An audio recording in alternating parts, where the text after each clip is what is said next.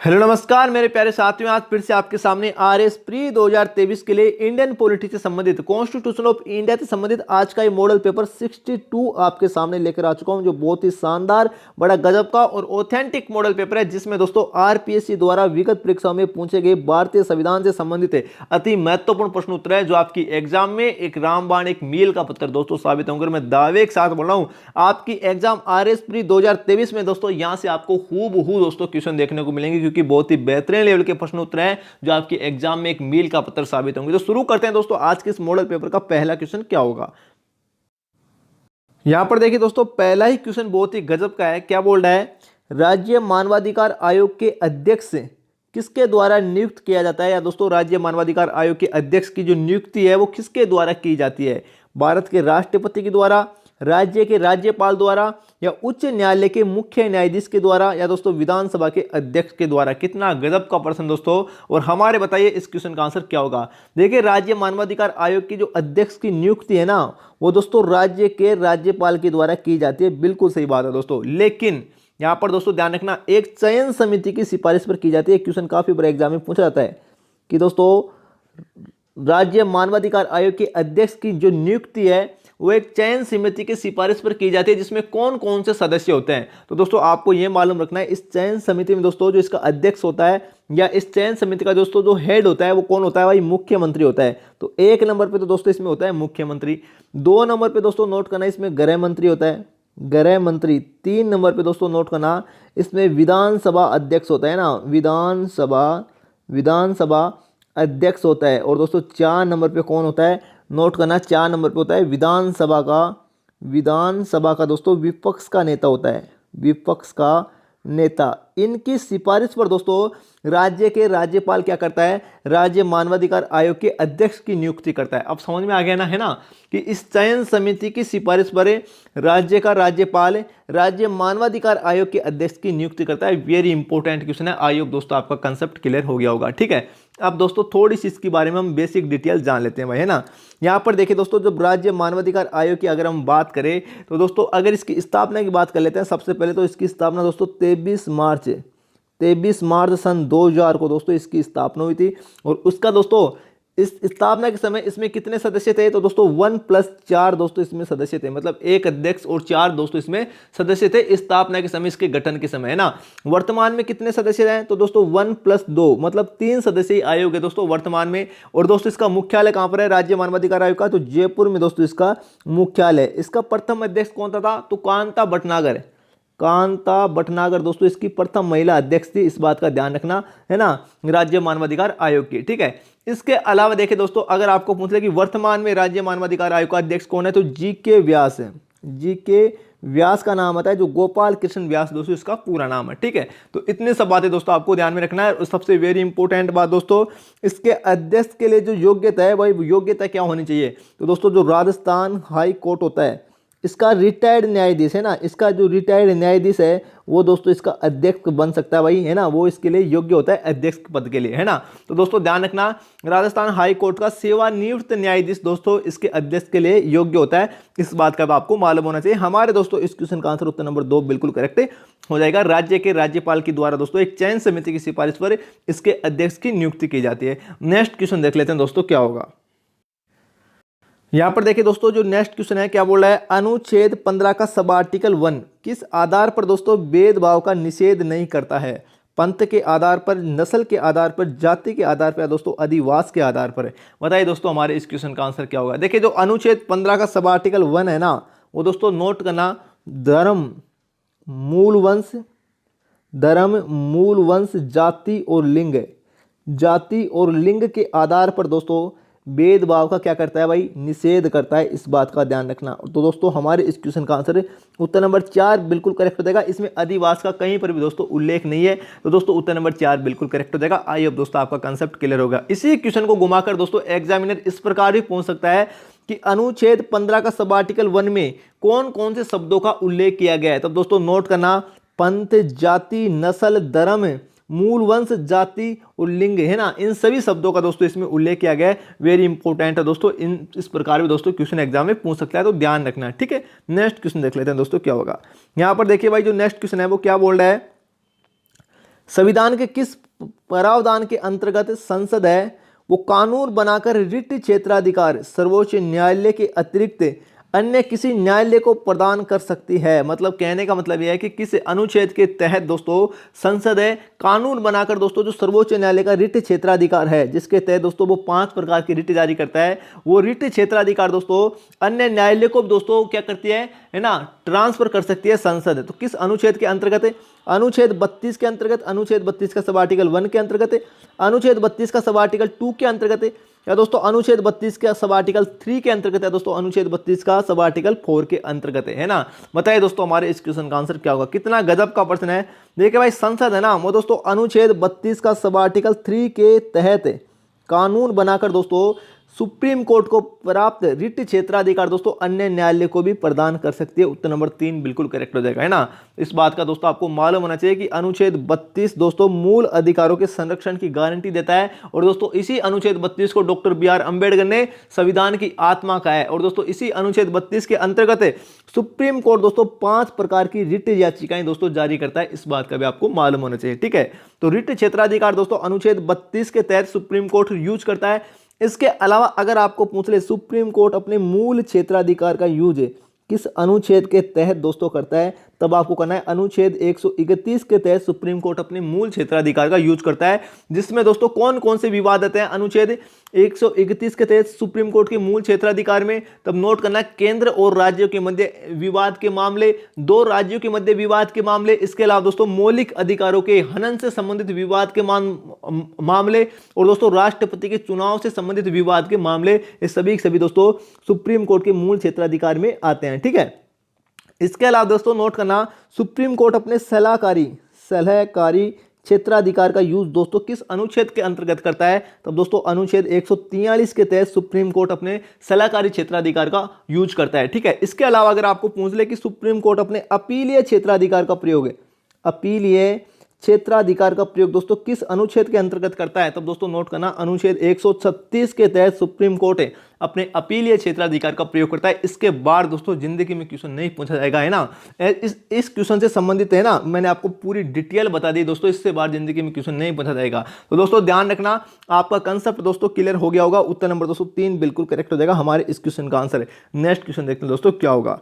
यहाँ पर देखिए दोस्तों क्या बोल रहा है भाई, साथ ही साथ आपको इंग्लिश में भी दोस्तों क्वेश्चन का वर्जन है वो शो किया जा रहा है, क्योंकि दोस्तों काफ़ी सारे स्टूडेंट का मेरे पास कमेंट आता है कि सर आप इंग्लिश में भी क्वेश्चन शो कीजिए, हमें समझने में आसानी होती है। तो दोस्तों जैसा आपको अच्छा लगता है हमारे लिए तो वैसा ही सही है भाई। तो दोस्तों आप इंग्लिश में भी क्वेश्चन को देखकर भाई समझ सकते हो आसानी से, ठीक है। यहाँ पर देखिए दोस्तों क्या बोला, संविधान के अनुच्छेद 16 का सब आर्टिकल 1 के अंतर्गत दोस्तों प्रदान अधिकार उपलब्ध हैं सभी व्यक्तियों को, केवल गैर नागरिकों को, केवल नागरिकों को, या दोस्तों पिछड़े वर्ग के व्यक्तियों को। बताइए दोस्तों हमारे इस क्वेश्चन का आंसर क्या होगा। देखिए इस क्वेश्चन का आंसर देने से पहले तो आपको यह समझना होगा कि दोस्तों जो अनुच्छेद 16 का सब आर्टिकल 1 है उसमें दोस्तों क्या बताया गया है ना, आपको दोस्तों इस बात का मालूम होना चाहिए। तो दोस्तों नोट करना, इस 16 का सब आर्टिकल 1 में दोस्तों बताया गया है कि लोक नियोजन के विषय में, लोक नियोजन के विषय में दोस्तों नोट करना, लोक नियोजन के विषय में जो अवसर की समानता का अधिकार है ना, अवसर की समानता का जो अधिकार है वो दोस्तों केवल और केवल भारतीय नागरिकों को ही क्या है उपलब्ध है। इस बात का ध्यान रखना। तो उत्तर नंबर 3 बिल्कुल करेक्ट हो जाएगा हमारे इस क्वेश्चन का आंसर। साथ ही साथ आपको यह भी ध्यान में रखना है, केवल और केवल भारतीय नागरिकों को अनुच्छेद 19 में जो 6 प्रकार की स्वतंत्रताएं दी गई है हमको वो भी दोस्तों केवल और केवल भारतीय नागरिकों को ही प्राप्त है। इस बात का दोस्तों आपको मालूम होना चाहिए, थोड़ा सा दोस्तों ध्यान रख लेना, ठीक है। तो उत्तर नंबर 3 बिल्कुल करेक्ट हो जाएगा। नेक्स्ट क्वेश्चन देखते हैं दोस्तों क्या होगा। यहाँ पर देखिए दोस्तों बहुत ही गजब का प्रश्न है भाई, है ना। क्या बोल रहा है, सर्वोच्च न्यायालय सुप्रीम कोर्ट या दोस्तों उच्चतम न्यायालय न्यायाधीश अपने पद को धारित करता है। कहने का मतलब मेरा पता है, समझे आप क्या बोल रहा हूं मैं, कि सर्वोच्च न्यायालय सुप्रीम कोर्ट को कहते हैं, उच्चतम न्यायालय भी सुप्रीम कोर्ट को कहते हैं। अगर दोस्तों ऐसा वर्ड आ जाए आपके सामने तो कंफ्यूज नहीं होना है, ठीक है।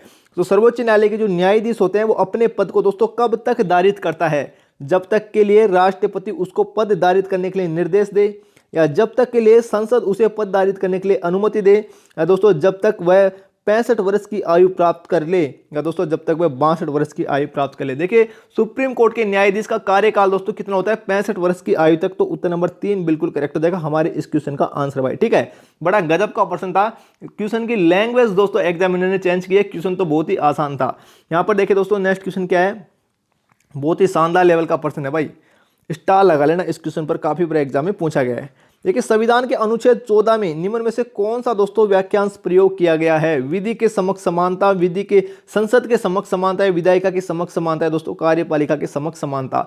अनुच्छेद 14 में दोस्तों नोट करना ही समानता के अधिकार से संबंधित है पहली बात तो। और दोस्तों इसी अनुच्छेद 14 में दोस्तों विधि के समक्ष समानता, उत्तर नंबर 1 बिल्कुल करेक्ट हो जाएगा। साथ ही इसके साथ ही नोट करना विधि का सम्मान संरक्षण, विधि का सम्मान संरक्षण शब्द दोस्तों, ये दोनों शब्द दोस्तों, विधि का सम्मान संरक्षण शब्द है और दोस्तों विधि के समक्ष समानता, ये दोनों शब्द दोस्तों अनुच्छेद 14 में भाई यूज किए गए हैं। वेरी इंपॉर्टेंट है आर्टिकल 14 में, इस बात का ध्यान रखना। अब दोस्तों क्वेश्चन ये बनता है कि विधि के समक्ष जो समानता का शब्द है वो दोस्तों किस देश के संविधान से लिया गया है, तो दोस्तों यूके के संविधान से लिया गया, यूनाइटेड किंगडम के संविधान से दोस्तों लिया गया है भारतीय संविधान में।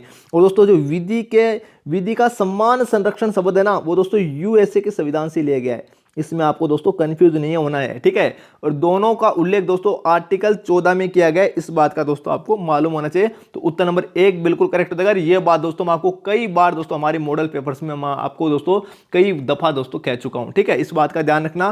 तो नेक्स्ट क्वेश्चन देखते हैं दोस्तों क्या होगा। यहां पर देखिए दोस्तों क्या बोल रहा है, निम्नलिखित में से कौन सी रिट दोस्तों किसी व्यक्ति द्वारा सार्वजनिक पद को अवैध रूप से हड़पने से रोकती है। प्रतिषेध, अधिकार परीक्षा, परमादेश या उत्प्रेषण। दोस्तों नाम से ही आपको मालूम पड़ रहा होगा कि सार्वजनिक पद को अवैध रूप से हड़पने से रोकती है। तो दोस्तों अधिकार परीक्षा दोस्तों उत्तर नंबर 2 बिल्कुल करेक्ट हो जाएगा हमारे इस क्वेश्चन का आंसर, ठीक है। तो सुप्रीम कोर्ट के द्वारा दोस्तों अनुच्छेद 32 के द्वारा जारी की जाती है और हाई कोर्ट के द्वारा अनुच्छेद 226 के तहत दोस्तों 5 प्रकार की रिट जारी की जाती है, इस बात का आपको मालूम होना चाहिए, ठीक है। नेक्स्ट क्वेश्चन देख लेते हैं दोस्तों क्या होगा। यहां पर देखिए दोस्तों कितना गजब का प्रश्न है भाई, क्या बोल रहा है। क्वेश्चन का लेवल देखकर दोस्तों आप अनुमान लगा सकते हो कि आपकी एग्जाम में दोस्तों किस प्रकार के क्वेश्चन आएंगे। दोस्तों ये रटा रटाए कंटेंट नहीं है भाई, मेहनत से तैयार किया गया कंटेंट है। आपका भाई आपके लिए मेहनत करता है दोस्तों और आपका फर्ज बनता है। अभी तक आपने चैनल को सब्सक्राइब नहीं किया तो दोस्तों चैनल को जरूर सब्सक्राइब कर लेना है ना यार, थोड़ा सा मोटिवेशन मिल जाता है और तो क्या है दोस्तों, और आपका दोस्तों कुछ नहीं जाता है ना। आप दोस्तों हमारे से जुड़े रहते हैं तो दोस्तों बहुत ज्यादा मोटिवेशन मिलता है, अच्छा लगता है। तो दोस्तों आपके लिए भाई आपका भाई सदैव दोस्तों तत्पर रहता है, आपका फर्ज बनता है चैनल को जरूर सब्सक्राइब कर लेना। नेक्स्ट क्वेश्चन देखते हैं दोस्तों, यहां पर देखिए क्या बोल रहा है। निम्नलिखित में से भारतीय संविधान के अनुच्छेद 12 के अंतर्गत दोस्तों राज्य की परिभाषा में नहीं है। मतलब दोस्तों यहां से 2 क्वेश्चन बन गए। एक क्वेश्चन तो यह बन गया कि दोस्तों राज्य शब्द दोस्तों किस अनुच्छेद में उल्लेखित है, तो अनुच्छेद 12 में उल्लेखित है राज्य शब्द। पहला क्वेश्चन तो यह बन गया। अब दूसरा क्वेश्चन यह बन रहा है कि राज्य की परिभाषा में दोस्तों कौन सा सम्मिलित नहीं है। राजस्थान राज्य विद्युत बोर्ड, जोधपुर विकास प्राधिकरण, जयपुर में स्थित राजनीतिक दल का मुख्यालय, या दोस्तों जयपुर नगर निगम। देखिए दोस्तों राज्य की परिभाषा में जयपुर नगर निगम भी आता है, जोधपुर विकास प्राधिकरण भी आता है, जोधपुर डेवलपमेंट अथॉरिटी, इसे JDA भी बोलते हैं, JDA है ना। इसके अलावा देखिए दोस्तों राजस्थान विद्युत बोर्ड, ये भी दोस्तों राज्य की परिभाषा में आता है। लेकिन दोस्तों ये कौन सा सरकारी मुख्यालय थोड़ी है, जयपुर में स्थित राजनीतिक दल है ना, राजनीतिक दल का मुख्यालय। तो दोस्तों उत्तर नंबर 3 बिल्कुल करेक्ट हो जाएगा हमारे इस क्वेश्चन का आंसर, ठीक है। ऐसे जो मुख्यालय होते हैं राजनीतिक दल के मुख्यालय वो दोस्तों राज्य की परिभाषा के अंतर्गत नहीं आते भाई, ठीक है। उत्तर नंबर 3 बिल्कुल करेक्ट हो जाएगा। नेक्स्ट क्वेश्चन देख लेते हैं दोस्तों क्या होगा। इसके अलावा देखिए दोस्तों नेक्स्ट क्वेश्चन है क्या बोला है, भारतीय संविधान के किस अनुच्छेद के अंतर्गत नागरिकों को संपूर्ण भारत राज्य क्षेत्र में सर्वत्र आबाद भ्रमण करने की स्वतंत्रता है। मतलब दोस्तों भारत के किसी भी राज्य में घूमने की स्वतंत्रता किस अनुच्छेद के अंतर्गत दोस्तों हमको प्राप्त है। यहां पर देखिए दोस्तों इंग्लिश में देखिए, यहां पर हिंदी में दे रखा भाई ना। आर्टिकल दोस्तों 19 का सब आर्टिकल सी के अंतर्गत, आर्टिकल 19 का सब आर्टिकल 1 के डी के अंतर्गत, या दोस्तों आर्टिकल 19 का सब आर्टिकल 1 ई के अंतर्गत, या आर्टिकल 19 के सब आर्टिकल 1 के जी के अंतर्गत। बताइए दोस्तों हमारे इस क्वेश्चन का आंसर क्या होगा। बहुत ही बेहतरीन लेवल का प्रश्न है। तो दोस्तों हमारे इस क्वेश्चन का आंसर उत्तर नंबर 2 बिल्कुल करेक्ट हो जाएगा भाई, ठीक है। उत्तर नंबर 2 बिल्कुल करेक्ट हो जाएगा। इंग्लिश में देखिए आर्टिकल 19 के सब आर्टिकल 1 के डी के अंतर्गत दोस्तों हम भारत के किसी भी राज्य में दोस्तों सर्वत्र घूम सकते हैं, इस बात का दोस्तों ध्यान रखना। ठीक है, ये डी के अंतर्गत दोस्तों बात बताई गई है। अब दोस्तों यहाँ पर देखिए थोड़ी सी डिटेल में दोस्तों इसके पीछे का जो लॉजिक है ना वो समझने की कोशिश करते हैं। अनुच्छेद 19 दोस्तों स्वतंत्रता के अधिकार से संबंधित है और इसके अंतर्गत दोस्तों हमें 6 प्रकार की स्वतंत्रताएं दी गई है जो केवल और केवल दोस्तों भारतीय नागरिकों को प्राप्त है, भारतीय नागरिकों को प्राप्त है ना, इस बात का ध्यान रखना, किसी गैर विदेशी नागरिक को प्राप्त नहीं है। ठीक है, ये 6 प्रकार की स्वतंत्रताएं। अब ये 6 प्रकार की स्वतंत्रताएं दोस्तों कौन कौन से अनुच्छेद से दोस्तों संबंधित है, यहाँ पर देखिए दोस्तों। सबसे पहले बात करता हूं अनुच्छेद 19 के सब आर्टिकल 1A की बात करता हूं, है ना। अनुच्छेद 19 के सब आर्टिकल 1A की बात करता हूं। इसके अंतर्गत दोस्तों हमको वाक एवं अभिव्यक्ति की स्वतंत्रता प्राप्त है, वाक एवं अभिव्यक्ति के स्वतंत्रता प्राप्त है ना, वाक एवं अभिव्यक्ति की स्वतंत्रता प्राप्त है अनुच्छेद 19 के सब आर्टिकल 1A के अंतर्गत। ठीक है, बात करता हूं अनुच्छेद 19 के सब आर्टिकल 1B के अंतर्गत दोस्तों हमें क्या प्राप्त है, तो दोस्तों शांतिपूर्वक सम्मेलन करने की स्वतंत्रता प्राप्त है अनुच्छेद 19 सब आर्टिकल बी के अंतर्गत। ठीक है, अगर बात करूं दोस्तों अनुच्छेद 19 का सब आर्टिकल 1C के अंतर्गत दोस्तों हमें किस प्रकार की स्वतंत्रता प्राप्त है, तो दोस्तों इसके अंतर्गत हमको संघ बनाने की स्वतंत्रता प्राप्त है, संघ बनाने की स्वतंत्रता प्राप्त है बिना कोई हथियार के, इस बात का ध्यान रखना। ठीक है, बात करूं आर्टिकल 19 फर्स्ट डी के अंतर्गत दोस्तों भारत के किसी भी राज्य में हमको सर्वत्र घूमने की स्वतंत्रता प्राप्त है, इस बात का भी ध्यान रखना। उत्तर नंबर 2 बिल्कुल करेक्ट हो जाएगा। इसके अलावा देखिए दोस्तों हमें 2 स्वतंत्रताएं और बच गई है, कौन कौन सी, यहाँ पर नोट करना।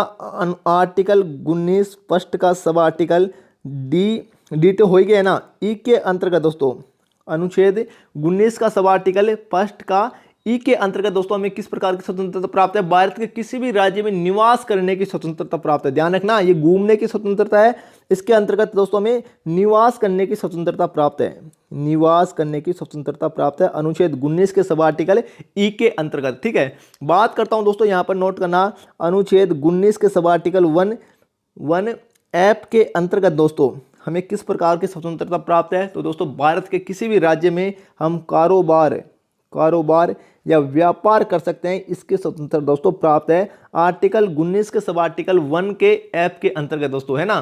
तो दोस्तों ये 6 प्रकार की स्वतंत्रताएं थी जो केवल और केवल भारतीय नागरिकों को प्राप्त है। उत्तर नंबर दोस्तों 2 बिल्कुल करेक्ट हो जाएगा। भविष्य में ऐसा क्वेश्चन दोस्तों आ जाए तो आपसे दोस्तों गलती नहीं होनी चाहिए, मैंने आपको कंप्लीट 6 की 6 स्वतंत्रता दोस्तों फुल डिटेल के साथ बता दी है ना। ठीक है, नेक्स्ट क्वेश्चन देखते हैं दोस्तों क्या होगा। आपसे भाई गलती नहीं होनी चाहिए दोस्तों, मैं यही चाहता हूं कि एग्जाम में क्वेश्चन को दोस्तों आप 2 पर फल लेना, क्योंकि दोस्तों Q50 जीके के प्रत्येक विद्यार्थी के विश्वास को आपके सिलेक्शन में चेंज करना है दोस्तों, हमारी जिम्मेदारी है, हमारा दोस्तों उद्देश्य, इस बात का ध्यान रखना है ना। Q50 जीके के प्रत्येक विद्यार्थी को दोस्तों किसी भी मामले में दोस्तों है ना गलती नहीं करना है दोस्तों, है ना, किसी भी हालत में गलती नहीं करना है। फिर भी दोस्तों आपको किसी क्वेश्चन में समझिए आपको दोस्तों कंफ्यूज रहता है या दोस्तों आपको डाउट रहता है तो दोस्तों आप कमेंट करके पूछ लेना, आपका भाई आपके लिए दोस्तों सदैव तत्पर है ना। यहाँ पर देखिए नेक्स्ट क्वेश्चन क्या बोला है, निम्नलिखित में से कौन भारत के संविधान राज्य में दोस्तों संविधान में राज्य का नीति निर्देशक तत्व नहीं है, लोक सुधार में स्वास्थ्य है ना, लोक स्वास्थ्य में सुधार या स्मारकों का संरक्षण या दोस्तों सहकारी समितियों का संवर्धन या दोस्तों 6 से 14 वर्ष तक के सभी बच्चों को निःशुल्क अनिवार्य शिक्षा। तो बताइए दोस्तों हमारे इस क्वेश्चन का आंसर क्या होगा। उत्तर नंबर 4 ही बिल्कुल करेक्ट हो जाएगा। यही दोस्तों क्या है भाई, ये दोस्तों क्या है, नीति निर्देशक तत्वों के अंतर्गत कहीं पर भी दोस्तों उल्लेखित नहीं है। तो दोस्तों उत्तर नंबर 4 बिल्कुल करेक्ट हो जाएगा। बात करते हैं दोस्तों यहाँ पर देखिए नीति निर्देशक तत्वों की, तो दोस्तों अनुच्छेद 36 से लेकर अनुच्छेद 51 तक इनका दोस्तों उल्लेख किया गया राज्य की नीति निर्देशक तत्वों का। इसके अलावा देखिए दोस्तों ये आयरलैंड के संविधान से ले गए, आयरलैंड के संविधान से ले गए। और दोस्तों साथ ही साथ आप ये भी नोट करना भारतीय संविधान के भाग 4 में दोस्तों नीति निर्देशक तत्व दोस्तों उल्लेखित हैं। अगर दोस्तों फिर भी आपको किसी मामले में कंफ्यूजन रहना है तो दोस्तों आज तक के पूछे गए नीति निर्देशक तत्वों से संबंधित है प्रश्नोत्तर दोस्तों अगर आपने नहीं देखा तो उस क्लास का लिंक है वो इस क्लास के डिस्क्रिप्शन में आपको दे दूंगा, जाकर दोस्तों जरूर देख लेना। नेक्स्ट क्वेश्चन देखते हैं दोस्तों यहाँ पर क्या होगा। यहाँ पर 1 मिनट, अब देखिए दोस्तों है ना कितना गजब का प्रश्न है भाई।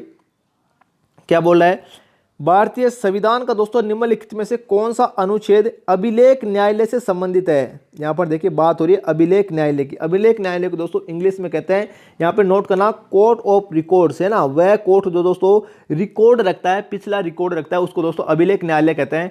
अनुच्छेद 216, अनुच्छेद 214, अनुच्छेद 226, अनुच्छेद 215। बात हो रही है राजस्थान हाई कोर्ट की दोस्तों, यहाँ पर नोट करना है ना, हाई कोर्ट की बात हो रही है दोस्तों। तो राजस्थान हाई कोर्ट है उसको दोस्तों अनुच्छेद 215 के तहत दोस्तों अभिलेख न्यायालय होना बताया है, इस बात का ध्यान रखना है ना। अनुच्छेद 215 के तहत दोस्तों राजस्थान हाई कोर्ट एक अभिलेख न्यायालय है, इस बात का आपको मालूम होना चाहिए। तो उत्तर नंबर 4 बिल्कुल करेक्ट हो जाएगा। ठीक है, वह न्यायालय जो दोस्तों, अभिलेख न्यायालय का मतलब क्या होता है, वह न्यायालय जो दोस्तों रिकॉर्ड रखता है ना, बाकायदा हर केस का दोस्तों रिकॉर्ड रखता है, उसको दोस्तों अभिलेख न्यायालय कहते हैं अनुच्छेद 215 के तहत। ठीक है, नेक्स्ट क्वेश्चन देखते हैं दोस्तों क्या होगा। यहां पर देखिए दोस्तों क्या बोल रहा है, भारतीय संविधान का कौन सा अनुच्छेद वन्य जीवों की सुरक्षा से संबंधित है। भाई राज्य की नीति निर्देशक तत्वों से संबंधित एक क्वेश्चन है। अनुच्छेद 49, अनुच्छेद 48, अनुच्छेद 48A या दोस्तों अनुच्छेद 43A। मैंने अभी आपको बताया था कि अनुच्छेद 36 से लेकर जो अनुच्छेद 51 तक अनुच्छेद है वो राज्य के नीति निर्देशक तत्वों से संबंधित अनुच्छेद है। और दोस्तों हमारे इस क्वेश्चन का आंसर है उत्तर नंबर 3 बिल्कुल करेक्ट हो जाएगा, अनुच्छेद 48A है ना। ये दोस्तों वन्य जीवों के संरक्षण से संबंधित दोस्तों अनुच्छेद है, इस बात का ध्यान रखना। तो उत्तर नंबर 3 बिल्कुल करेक्ट हो जाएगा। अगर दोस्तों आपको यहां पर नोट करना, अगर आपको दोस्तों राज्य के नीति निर्देशक तत्वों से संबंधित आज तक के पूछे गए आरपीएससी द्वारा और राजस्थान कर्मचारी चयन बोर्ड द्वारा और दोस्तों अन्य एग्जाम्स के द्वारा जितने भी दोस्तों आज तक क्वेश्चन पूछे गए वो सभी क्वेश्चन दोस्तों एक ही क्लास में मैं आपको दोस्तों पर्सनल आरएस प्री 2023 के लिए भाई आपको कंप्लीट करवा चुका हूं। अगर आपने वो क्लास नहीं देखी तो वीडियो के डिस्क्रिप्शन में आपको लिंक मिल जाएगा, जाकर दोस्तों जरूर देखना, बहुत ही गजब की क्लास है। आपका दिल दोस्तों गदगद नहीं हो जाए ना तब दोस्तों आप मेरे को बताना, अगर आपका दिल दोस्तों गदगद न हो जाए ना तो दोस्तों चैनल को अनसब्सक्राइब कर देना भाई। और तो मैं क्या कर सकता हूं दोस्तों आपके लिए, है ना। बहुत ही शानदार क्लास दोस्तों आपके लिए मैं बना रखा हूं, जाकर दोस्तों जरूर देखना पर्सनली आरएस प्री 2023 के लिए, है ना। यहां पर देखिए दोस्तों नेक्स्ट क्वेश्चन है भाई, क्या बोल रहा है, देखिए संविधान की प्रस्तावना में वर्णित निम्नलिखित में से उद्देश्यों पर विचार कीजिए। प्रतिष्ठा और अवसर की समानता, व्यक्ति की गरिमा सुनिश्चित करने वाली बंधुता, सामाजिक आर्थिक राजनीतिक न्याय, विचार अभिव्यक्ति विश्वास की स्वतंत्रता। सही क्रम क्या है, प्रस्तावना में स्थान पाते हैं। दोस्तों ये बात मैंने आपको कितनी बार बताया कि भाई भारत की उद्देशिका याद कर लीजिए, भारत की उद्देशिका याद कर लीजिए। एग्जामिनर अक्सर दोस्तों शब्दों का क्रम पूछता है और ये बात दोस्तों मैंने जो पिछला मॉडल पेपर था उसमें भी दोस्तों मैंने आपको बताई थी कि दोस्तों उद्देशिका में शब्दों का क्रम पूछ लीजिए। उसमें दोस्तों एक क्वेश्चन था, हम भारत के लोग 26 नवंबर 1949 को एतत् द्वारा इस संविधान को अंगीकृत अधिनियमित एवं आत्मसमर्पित करते हैं। इन 3 शब्दों का दोस्तों पिछला मॉडल पेपर में क्रम पूछा था, उस समय दोस्तों मैंने आपको बताया था कि प्रस्तावना दोस्तों याद कर लेना। और दोस्तों यहां पर देख लीजिए आपके सामने क्वेश्चन है, प्रत्यक्ष में परिणाम की दोस्तों जरूरत नहीं है। अब देखिए दोस्तों अगर आपको प्रस्तावना याद नहीं है तो दोस्तों मैं आपको बताता हूं, देखिए किस प्रकार इसका महत्व और किस प्रकार दोस्तों जिस कैंडिडेट को भारत की प्रस्तावना दोस्तों कंप्लीट है उसके लिए दोस्तों ऐसे क्वेश्चन सोल्व करना बड़ा ही आसान हो जाता है। मैं दोस्तों एक बार आपको बोलकर दोस्तों प्रस्तावना सुनाता हूं और साथ ही साथ दोस्तों इस क्वेश्चन को भी हम दोस्तों सोल्व करेंगे। तो दोस्तों नोट करना, यहां पर दोस्तों सबसे पहले नोट करना भाई, ठीक है। देखिए हम भारत के लोग भारत को एक संपूर्ण प्रभुत्व संपन्न समाजवादी पंथ निरपेक्ष लोकतंत्रात्मक गणराज्य बनाने के लिए तथा उसके समस्त नागरिकों को सामाजिक आर्थिक और राजनीतिक न्याय, सामाजिक आर्थिक और राजनीतिक न्याय मतलब दोस्तों स आ गया ना, यहाँ पर देखिए 1 नंबर पे आ जाएगा स, ठीक है, स आ गया, ठीक है, 1 नंबर पे स आ गया। सामाजिक आर्थिक और राजनीतिक न्याय, विचार अभिव्यक्ति विश्वास और धर्म, विचार अभिव्यक्ति विश्वास और धर्म और उपासना की स्वतंत्रता, ठीक है। प्रतिष्ठा और अवसर की समता, प्रतिष्ठा और अवसर की समता प्राप्त करने के लिए तथा उन सब में व्यक्ति की गरिमा, तथा उन सब में व्यक्ति की गरिमा और राष्ट्र की एकता और अखंडता को सुनिश्चित करने वाली बंधुता को बढ़ाने के लिए दृढ़ संकल्प होकर अपनी संविधान सभा में आज तारीख 26 नवंबर 1949 ईस्वी को एतत् द्वारा इस संविधान सभा में दोस्तों इस संविधान को अंगीकृत अधिनियमित एवं आत्मसमर्पित करते हैं ना। अंगीकृत नोट करना, अंगीकृत अधिनियमित और दोस्तों आत्मसमर्पित करते हैं, आत्मसमर्पित करते हैं। ये दोस्तों हमारी भारत की प्रस्तावना। अब दोस्तों बताइए सभी के सभी दोस्तों क्वेश्चन इसमें इंक्लूड है कि नहीं है। देखिए 1 नंबर पे दोस्तों इस एक ही ऑप्शन में दोस्तों सबसे पहले क्या है भाई, स। तो दोस्तों उत्तर नंबर 4 बिल्कुल करेक्ट हो जाएगा। हमारे इस क्वेश्चन का आंसर सबसे पहले दोस्तों आएगा सामाजिक आर्थिक राजनीतिक न्याय, विचार अभिव्यक्ति विश्वास और धर्म की स्वतंत्रता और प्रतिष्ठा, है ना। विचार अभिव्यक्ति विश्वास और धर्म की स्वतंत्रता और दोस्तों यहां पर नोट करना प्रतिष्ठा और अवसर की समता प्राप्त करने के लिए तथा उन समय व्यक्ति की गरिमा और दोस्तों राष्ट्र की एकता और अखंडता को सुनिश्चित करने वाली बंधुता को बढ़ाने के लिए। तो दोस्तों हमारे इस क्वेश्चन का आंसर उत्तर नंबर 4 बिल्कुल करेक्ट हो जाएगा। इस प्रकार दोस्तों आप देख सकते हो भारत की प्रस्तावना कितनी इंपॉर्टेंट है। और दोस्तों यहाँ पर साथ ही साथ आप नोट करना, भारत की प्रस्तावना में किस तारीख का उल्लेख किया गया है, तो 26 नवंबर 1949 का उल्लेख किया गया, इस बात का भी ध्यान रखना है ना। और दोस्तों इन 3 शब्दों का क्रम दोस्तों ध्यान रखना, काफी सारे क्वेश्चंस दोस्तों इसमें पूछे गए हैं। अगर दोस्तों आपको समझिए भारत की प्रस्तावना याद करने में दोस्तों दिक्कत हो रही है, भाई कहां से कंटेंट कहां से लाएं, तो दोस्तों इसके लिए मैं आरपीएससी द्वारा, राजस्थान कर्मचारी चयन बोर्ड द्वारा और दोस्तों अन्य यूपीएससी, अन्य दोस्तों यूपीपीएससी, अन्य एग्जाम्स में दोस्तों भारत की प्रस्तावना से संबंधित आज तक के जितने भी क्वेश्चंस दोस्तों पूछे गए हैं ना, और जितने भी क्वेश्चंस एग्जाम के पॉइंट ऑफ व्यू से आपके एग्जाम में बन सकते हैं, वो सभी क्वेश्चंस दोस्तों मैं आपको कंप्लीट करवा चुका हूं पर्सनली दोस्तों आरएस प्री 2023 के लिए, है ना। अगर आपने वो क्लास नहीं देखी तो दोस्तों वीडियो के डिस्क्रिप्शन में आपको लिंक मिल जाएगा, जाकर दोस्तों जरूर देखना। बहुत ही गजब की क्लास है, प्रस्तावना से संबंधित भारत की उद्देशिका के नाम से दोस्तों मैं आपको क्लास बना चुका हूं। पूरी कंप्लीट क्लास है बिल्कुल दोस्तों, फुल डिटेल के साथ उसमें दोस्तों प्रश्न उत्तर बनाए गए हैं, कौन कौन से संविधान संशोधन हुए हैं, कौन कौन से शब्द जोड़े गए हैं, शब्दों का क्रम क्या है, कितने प्रकार के न्याय का उल्लेख है, कितने प्रकार के दोस्तों इसमें स्वतंत्रता का उल्लेख है, कौन कौन से शब्दों का उल्लेख है, क्या क्या होता है दोस्तों, गणतंत्र का मतलब क्या होता है ना, सभी का उल्लेख दोस्तों उसमें मैं आपको किया गया हूं। तो जाकर दोस्तों जरूर देखना, है ना। बहुत ही गजब की दोस्तों क्लास है, लिंक दोस्तों डिस्क्रिप्शन में दे दूंगा। बहुत शानदार क्लास। उत्तर नंबर दोस्तों 4 बिल्कुल करेक्ट हो जाएगा हमारे इस क्वेश्चन का आंसर। नेक्स्ट क्वेश्चन देखते हैं दोस्तों क्या होगा। यहां पर देखिए दोस्तों क्या बोल रहा है भाई, किस मामले में सर्वोच्च न्यायालय सुप्रीम कोर्ट ने केंद्र और राज्य सरकारों को ट्रांसजेंडर व्यक्तियों को दोस्तों सामाजिक और शैक्षणिक रूप से पिछड़े नागरिकों के वर्गों में व्यवहार करने के लिए दोस्तों कदम उठाने के लिए निर्देश दिया था। कहने का मतलब क्वेश्चन का है कि जो दोस्तों ट्रांसजेंडर व्यक्ति होते हैं ना, उनको दोस्तों सामाजिक और शैक्षणिक रूप से पिछड़े नागरिकों के रूप में स्वीकार किया जाए। ये बात दोस्तों केंद्र और राज्य सरकार को दोस्तों सुप्रीम कोर्ट कब निर्देश दिया था, कौन से मामले में निर्देश दिया था, राष्ट्रीय विधिक सेवा प्राधिकरण बनाम भारत संघ अन्य राज्यों में, या दोस्तों इंदिरा गांधी बनाम भारत संघ में, या अशोक कुमार ठाकुर बनाम भारत विराट संघ में, या दोस्तों यह सभी। बताइए दोस्तों हमारे इस क्वेश्चन का आंसर क्या होगा। हमारे दोस्तों इस क्वेश्चन का आंसर हो जाएगा दोस्तों उत्तर नंबर 1 बिल्कुल करेक्ट हो जाएगा। राष्ट्रीय विधिक सेवा प्राधिकरण मामले में दोस्तों ये सुप्रीम कोर्ट ने निर्देश दिया था कि जो ट्रांसजेंडर व्यक्ति होते हैं उनको दोस्तों सामाजिक और शैक्षणिक रूप से पिछड़े नागरिकों के रूप में दोस्तों क्या किया जाए, शामिल किया जाए। तो उत्तर नंबर 1 बिल्कुल करेक्ट हो जाएगा। नेक्स्ट क्वेश्चन देखते हैं दोस्तों क्या होगा। यहाँ पर देखिए दोस्तों इसी प्रकार का क्वेश्चन नेक्स्ट है, क्या बोला है, किस वाद में या किस केस में दोस्तों भारत के सुप्रीम कोर्ट द्वारा यह अभी निर्धारित किया गया कि दबाव में कराया गया पॉलीग्राफ टेस्ट संविधान के अनुच्छेद आर्टिकल 20 का सब आर्टिकल 3 का उल्लंघन है ना, अनुच्छेद 20 का सब आर्टिकल 3 का उल्लंघन है। श्रिया बनाम भारत संघ में, अरुणा आर शानबाग बनाम भारत संघ केस में, या सेल्वी बनाम कर्नाटक राज्य तारा सिंह बनाम भारत संघ केस में। बताइए दोस्तों हमारे इस क्वेश्चन का आंसर क्या होगा। बहुत ही गजब का प्रश्न है और दोस्तों हमारे इस क्वेश्चन का आंसर होता है उत्तर नंबर 3 बिल्कुल करेक्ट हो जाएगा। सेल्वी बनाम कर्नाटक राज्य केस में दोस्तों ये बात कही गई थी सुप्रीम कोर्ट के द्वारा कि दबाव में करवाया गया जो पॉलीग्राफ टेस्ट है वो दोस्तों संविधान के सब आर्टिकल दोस्तों संविधान के अनुच्छेद 20 का सब आर्टिकल 3 का उल्लंघन है ना। बड़ा गजब का प्रश्न है, इस बात का ध्यान रखना। इसका दोस्तों इस सब आर्टिकल में क्या बताया गया है, इस सब आर्टिकल में यह बताया गया है कि दोस्तों किसी व्यक्ति को किसी अपराध के लिए, किसी व्यक्ति को किसी अपराध के लिए जबरदस्ती दोस्तों हाँ कराना दोस्तों, है ना।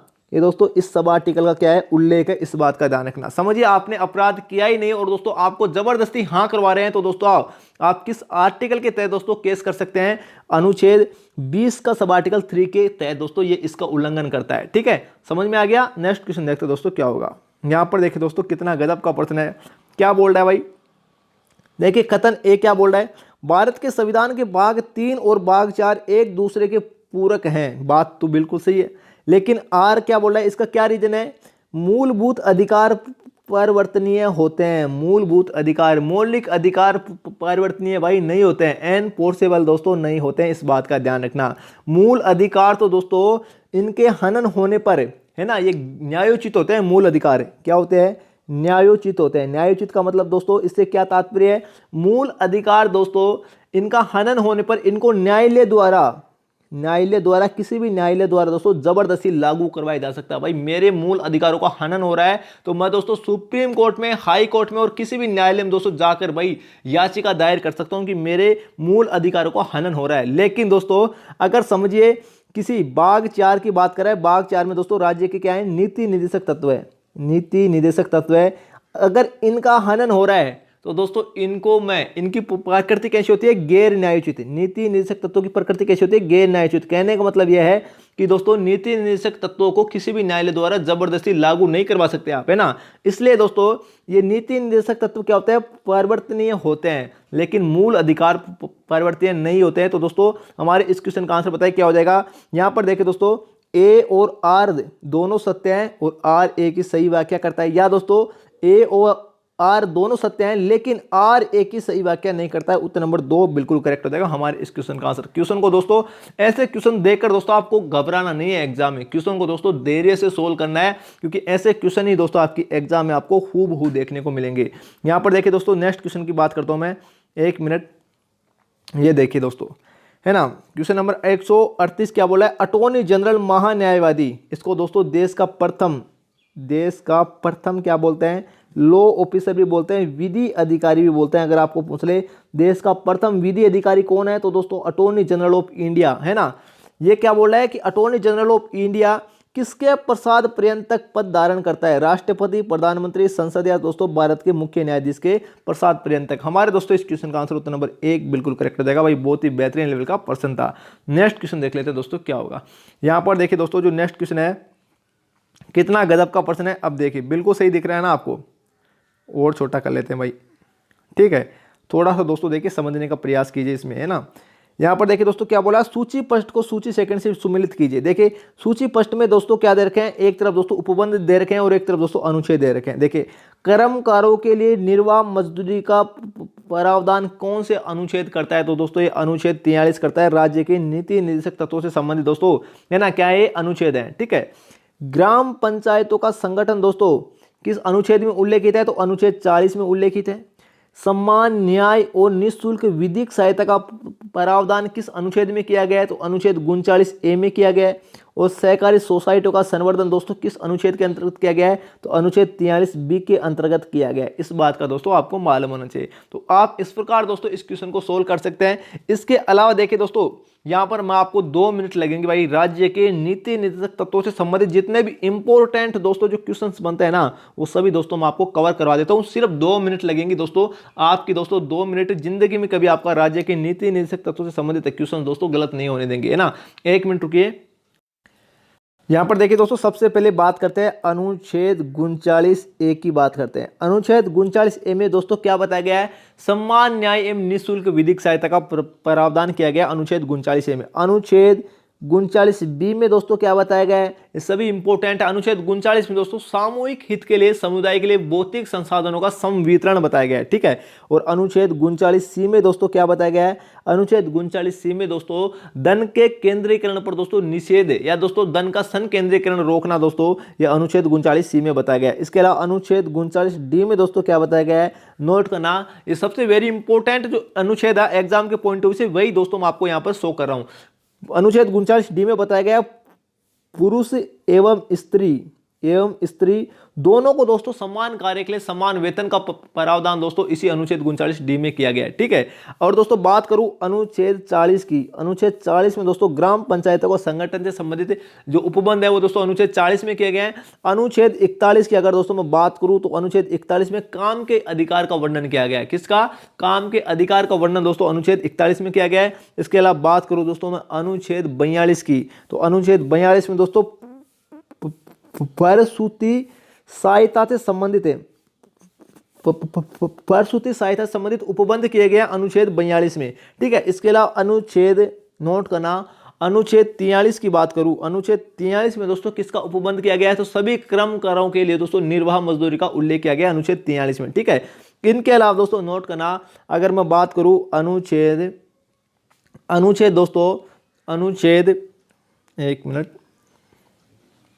अगर मैं बात करूं अनुच्छेद 44 की, तो अनुच्छेद 44 में दोस्तों समान नागरिक संहिता, समान नागरिक संहिता का उल्लेख किया गया है, इस बात का ध्यान रखना। अनुच्छेद 44 में सबसे वेरी इंपॉर्टेंट अनुच्छेद है, इस बात का दोस्तों आपको जरूर ध्यान में रखना है। अगर दोस्तों मैं बात करूं अनुच्छेद 45 की, अनुच्छेद 45 दोस्तों शिक्षा के अधिकार से संबंधित है, और इस अनुच्छेद 45 में 6 वर्ष से कम आयु के बच्चों को ले दोस्तों शिक्षा का प्रावधान किया गया है, ठीक है। इसके अलावा बात करूं अनुच्छेद 46 में, अनुच्छेद 46 में किसका प्रावधान किया गया? एसटी एससी के लिए शैक्षणिक और आर्थिक हितों की अभिवृद्धि का उल्लेख किया गया है। इसके अलावा देखिए दोस्तों, अगर मैं बात करूं अनुच्छेद 48 की, अनुच्छेद 48 ए की बात करूं, है ना, सबसे वेरी इंपॉर्टेंट अनुच्छेद है, नोट करना। अनुच्छेद 48 ए दोस्तों पर्यावरण का संरक्षण एवं संवर्धन, वन एवं वन्य जीवों की सुरक्षा का प्रावधान करता है अनुच्छेद 48 ए, ठीक है। इसके अलावा देखिए दोस्तों, मैं बात करूं अनुच्छेद 50 की, तो अनुच्छेद 50 में दोस्तों नोट करना, कार्यपालिका का न्यायपालिका का कार्यपालिका से दोस्तों अलग होना बताया गया अनुच्छेद 50 में, है ना। इसके अलावा अनुच्छेद 51 की बात करता हूं मैं, तो अनुच्छेद 51 में दोस्तों अंतर्राष्ट्रीय शांति एवं सुरक्षा की अभिवृद्धि का उल्लेख किया गया है, सबसे वेरी इंपॉर्टेंट दोस्तों। इसके अलावा राज्य के नीति निर्देशक तत्व दोस्तों से संबंधित जो अनुच्छेद है 36 से लेकर 51 तक है, आयरलैंड के संविधान से ले गए हैं, और दोस्तों ये नोट करना भाग 4 में दोस्तों इनका उल्लेख किया गया है। सभी दोस्तों कंप्लीट डिटेल आपके सामने मैं आपको कवर करवा चुका हूं राज्य के नीति निर्देशक तत्वों से। फिर भी दोस्तों अगर आपको क्वेश्चन के फॉर्म में अगर आपको क्लास चाहिए तो दोस्तों वीडियो के डिस्क्रिप्शन में लिंक दे दूंगा, जाकर दोस्तों जरूर देखना। आरपीएससी द्वारा आज तक के पूछे गए सभी अति महत्वपूर्ण प्रश्न उत्तर है ना, बहुत ही शानदार क्लास है। और दोस्तों आज की क्लास दोस्तों इतनी थी। अगर दोस्तों आपने चैनल को सब्सक्राइब नहीं किया है तो दोस्तों चैनल को सब्सक्राइब कर लेना, वीडियो को लाइक कर देना, कमेंट करके जरूर बताना क्लास आपको कैसे लगी। यार आपका भाई आपके लिए मेहनत करता है, आप ही दोस्तों सब्सक्राइब नहीं करोगे तो कौन करेगा। तब तक के लिए दोस्तों जय हिंद जय भारत, थैंक यू, मिलते हैं नेक्स्ट क्लास में।